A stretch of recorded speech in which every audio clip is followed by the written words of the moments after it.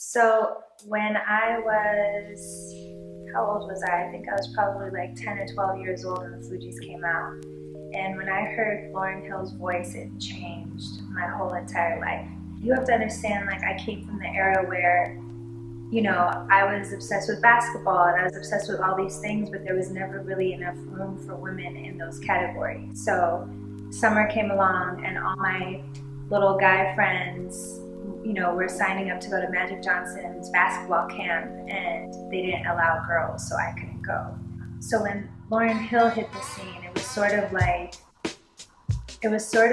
all of a sudden she brought this new element in, and she just embodied the feminine in such a way that was so powerful that it gave voice and presence to so many of us, especially if you were in hip hop. You know, it all of a sudden it created a path, it made a way, because not only was she beautiful, but she was stylish and she was talented. And not only was she talented, but she was more talented than anybody else in her group, let alone in most ciphers. So it was like she was the intellectual. She was just so many things at once that she kind of created a blueprint for me. And it was the first person that I really looked up to, and I was like, I could be like that. Like, that's what I want to be like. Strumming my pain with his fingers, singing my life with his words, killing me softly with his song, killing me softly with his song, telling my whole life with his words, killing me softly with his song. Yeah. And the album of the year is The Miseducation of Lauryn Hill. Lauryn Hill. When Miseducation came out, it was like just a whole other level. The impact that she's had on the culture, for women especially, within this like very male-dominated, chauvinistic culture, has been one of like integrity and power and just incredibleness. I met Lauryn Hill almost 9 years ago after a show in Chicago, and my friend had just met her and had made a connection with her DJ, and I was going to be in Chicago, and it was like the second time I was ever going to see her live and show, and I was so excited. And I asked my friend if she could hook it up so that I could go meet her. So I made all this jewelry for her, and it was at the beginning of my career, and I took them to her backstage, and I was so afraid to meet her because I didn't want to be let down by what I had created in my head of her as opposed to who she really was, because oftentimes that happens with people that you love. I left that show that night and I bawled my eyes out, because not only was she who I thought she was, but she was beyond anything that I could have ever imagined. She was soulful, she was sweet, she hugged me.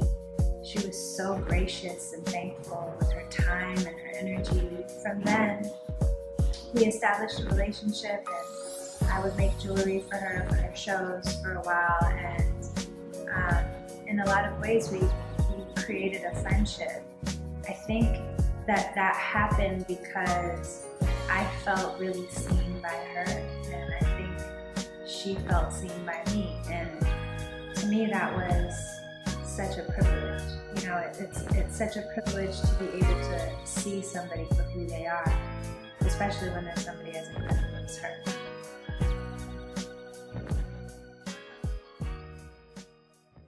For the anniversary of Miseducation, because it's been 20 years since the Miseducation album, I really wanted to do something special, because this woman's legacy is so big and so important to our time that I just really wanted it to be something really big.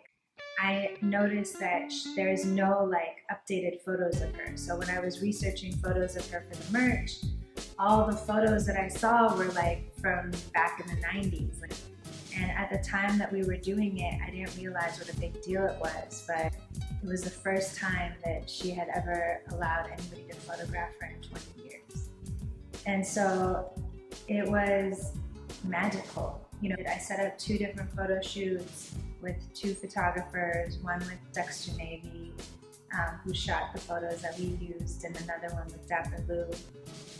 Both shoots lasted almost 24 hours long, and it was just like magic in the room. So we used the photos that we took with Dexter to create some of these garments, and we wanted to create wax print vibe, because wax print is usually, they make custom wax print for diplomats or presidents or important people in the country always get their own wax print fabric. And so I really wanted to do a play on that, where we created Lauryn Hill's own wax print, and she helped me every step of the way. So every single piece that we made, she was literally involved in every single piece part, like every single graphic, every font, every color, everything.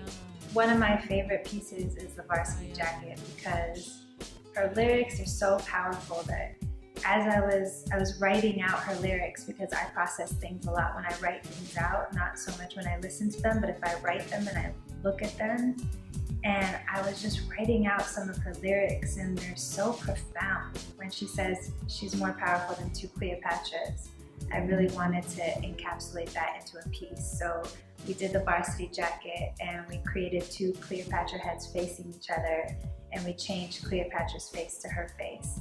And that's one of my favorite pieces.